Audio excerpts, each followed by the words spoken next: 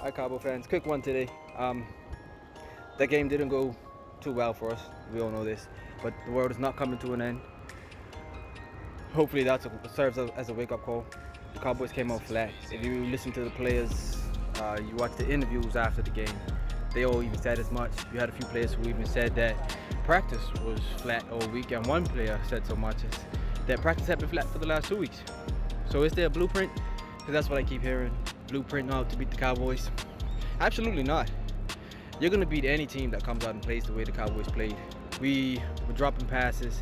Dak was overthrowing, whether or not he was overcompensating, because it seemed as though he might have been planting that leg, and maybe he felt something and was overcompensating up top with his arm and missing open receivers. But then even when the receivers were hit dead in the chest, they were dropping the ball. Running backs as well. Tony Pollard, I'm talking to you. Third down offense and third down defense, I don't think the Cowboys cared to participate, it seemed. I mean, the Broncos were just, we had a second and 20, a second and 17, and a second and 14. And I think they ended up giving up first downs on all of those. They got like a 14-yard run, a 25-yard pass, and so on and so forth. We ended up with 10 tackles for loss. Shout out to Michael Parsons, and also Odigizua. They both played well. Michael Parsons had 2.5 sacks on the day, and he looked like he was the only Cowboy that still had the energy that they usually come with. Everybody else just looked flat. They didn't look like they bought it. They didn't look like they were ready to go. As far as the run defense, yesterday was daylight savings. I think they might have set the clocks back a little bit too far, like maybe a whole year, because it looked like last year's run defense. It was horrible. There wasn't anybody doing anything to stop the run, and Denver did a great job taking advantage of it. Pat Shermer, I called him out for his play calling. I think everybody called him out for his play calling. I think Bronco fans can at least feel good this week because he absolutely called a much better game. Teddy Bridgewater was hitting his receivers in stride. I don't want to hear anybody complaining about the interesting rule on the punt block. It was a great call. It was the right call. Cowboy fans have seen it before with Leon Lett, except it was a field goal kick as opposed to a punt return. But at the end of the day, we touched the ball beyond the line of scrimmage. It's a live ball. That just is what it is. We know the rule.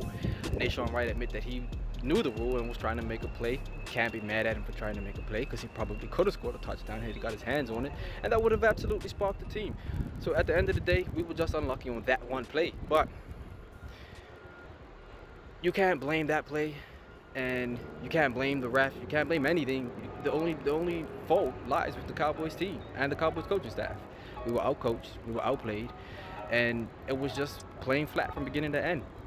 I was actually looking at next week's game as the game to worry about because we haven't done well against the better tight ends in the league for a little while.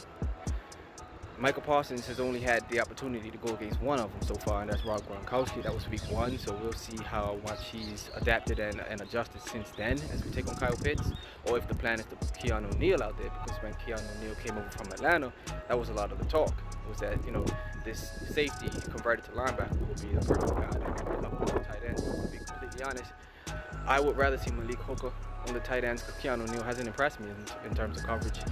I think Malik Hooker might be our best bet. I like Marker. I like Michael Parsons in and around the line of scrimmage.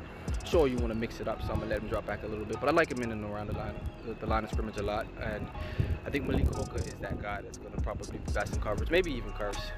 Those two are kind of wild cards. But Keanu O'Neal is in it for me. Michael Parsons could probably get the job done, but I hope he doesn't have to. And this guy Pitts, man, he's big and he's fast. So to be completely honest, I think I want a DB on him, but we'll see how that goes. I won't get too into that Atlanta game. I still got to watch the film from yesterday. That's going to be hard to do, but I'm going to watch it, and I'll give a more in-depth breakdown, and I'll also, of course, get into my preview for Atlanta later on in the week. But this was just my quick post-game analysis, and I'm out. Y'all enjoy the day. Be safe out there.